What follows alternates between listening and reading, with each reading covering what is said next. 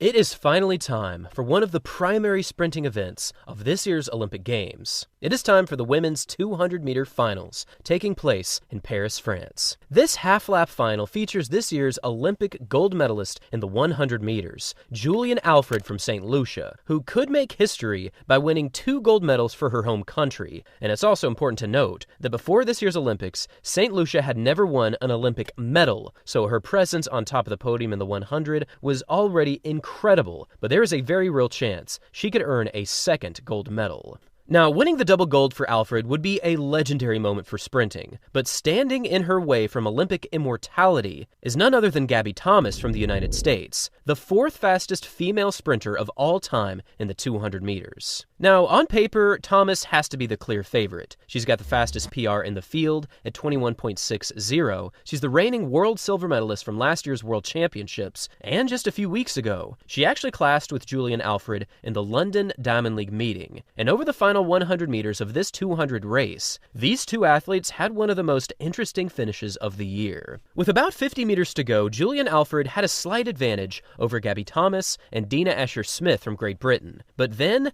Gabby Thomas turned on the jets. I mean, she went into overdrive, and she absolutely exploded with speed, taking down Alfred with a finish of 21.82 seconds, defeating her St. Lucian rival, who finished in 21.86 seconds. This single race showcased just how strong Gabby Thomas truly is, and if history is any indication, she does have the best chance at winning this final. Now, beyond both Alfred and Thomas, this race is loaded with speed. There's the 2019 world champion, Dina Escher-Smith, who is looking very fit this season. There's Daryl Nita, also from Great Britain, who actually placed 4th in this year's 100 finals. Then there's Mackenzie Long from the US, this year's NCAA champ, with a season's best of 21.83. And then there is B.Brown and Favor Ofili, 2 very quick 200 athletes with personal records under 22. Now, the current Olympic and world record stands at 21.34 seconds from none other than Florence Griffith Joyner, that was set all the way back in 1988. And while most people would agree that this record is currently out of reach from anyone in this field,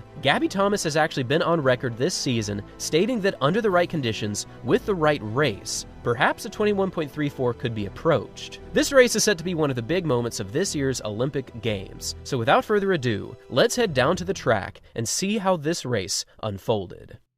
After a fair start, Gabby Thomas jumped to the lead very quickly. In fact, she had even outsprinted J.Alfred over this opening 100. And given Thomas's incredible closing abilities that very few people in the world can match, this race was pretty much over by the 100-meter mark.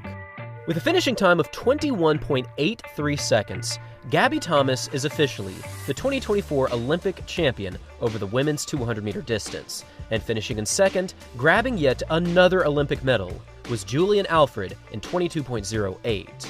Now, rounding out the top 3 was B.Brown, finishing in 22.20, and finishing extremely close, just 2 100ths behind, was Dina Escher-Smith in 22.22, and then followed very closely by Daryl Nita at 22.23, and following super close behind her was Favor Ofili in 22.24. From 3rd to 6th, they were separated by just 0.04 seconds. And what's also quite interesting about these 4th, 5th, and 6th place finishers here are their reaction times, which are practically the exact same at 0.144 and 0.143.